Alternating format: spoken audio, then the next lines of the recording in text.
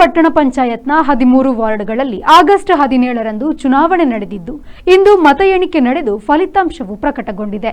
ಜಿದ್ದಾಜಿದ್ದಿನ ಹೋರಾಟದಲ್ಲಿ ಕಾಂಗ್ರೆಸ್ 8ನೇ ಸ್ಥಾನದಲ್ಲಿ ವಿಜಯಶಾಲಿಯಾಗಿದ್ದು ಅಧಿಕಾರದ ಗದ್ದುಗೆಗೆ ಏರಲಿದೆ. ತೀವ್ರ ಪೈಪೋಟಿ ನೀಡಿರುವ ಬಿಜೆಪಿ 5 ಸ್ಥಾನಗಳಿಗೆ ತೃಪ್ತಿಪಟ್ಟುಕೊಂಡಿದೆ. ತೀವ್ರ ಕುತೂಹಲಕ್ಕೆ ಕಾರಣವಾಗಿದ್ದ ಕಳಾರ ವಾರ್ಡ್ನಲ್ಲಿ ಕಾಂಗ್ರೆಸ್ ಅಭ್ಯರ್ಥಿ ತಮನ್ನಾ ಜಬೀನ್ ಜಯಗಳಿಸಿದರೆ 8ನೇ ಪಿಚಕ್ಕಳ ವಾರ್ಡ್ನಲ್ಲಿ ಬಿಜೆಪಿಯ ದಯಾನಂದ ಗೌಡ ಪಿ ಅವರು ಕಾಂಗ್ರೆಸ್ ಅಭ್ಯರ್ಥಿ ಅಶ್ರಫ್ ಶೇಡಿಗುಂಡಿ ವಿರುದ್ಧ ಜಯಗಳಿಸಿದ್ದಾರೆ.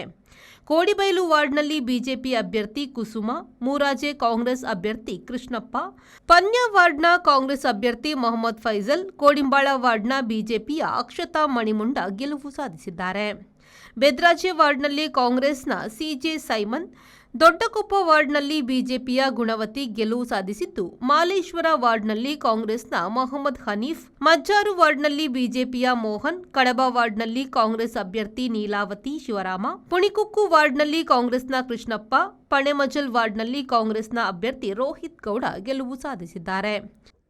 ಅದಲ್ಲದೆ ಇವತ್ತು 13 ಜನ ಅಭ್ಯರ್ಥಿಗಳನ್ನ ಕಡಬ ಬ್ಲಾಕ್ ಕಾಂಗ್ರೆಸ್ನ ನೇತೃತ್ವದಲ್ಲಿ, ಜಿಲ್ಲಾ ಕಾಂಗ್ರೆಸ್ನ ನೇತೃತ್ವದಲ್ಲಿ ಬಹಳ ಎಲ್ಲರೂ ಒಟ್ಟಾಗಿ ಸೇರಿ ಅಭ್ಯರ್ಥಿಗಳನ್ನ ಆಯ್ಕೆ ಮಾಡುವ ಅಂದಿನಿಂದ ಎಲ್ಲರೂ ಒಟ್ಟಾಗಿ ಕೆಲಸವನ್ನ ಮಾಡಿ ಗೆಲುವನ್ನ ಸಾಧಿಸಿಕೊಟ್ಟಿದ್ದಾರೆ.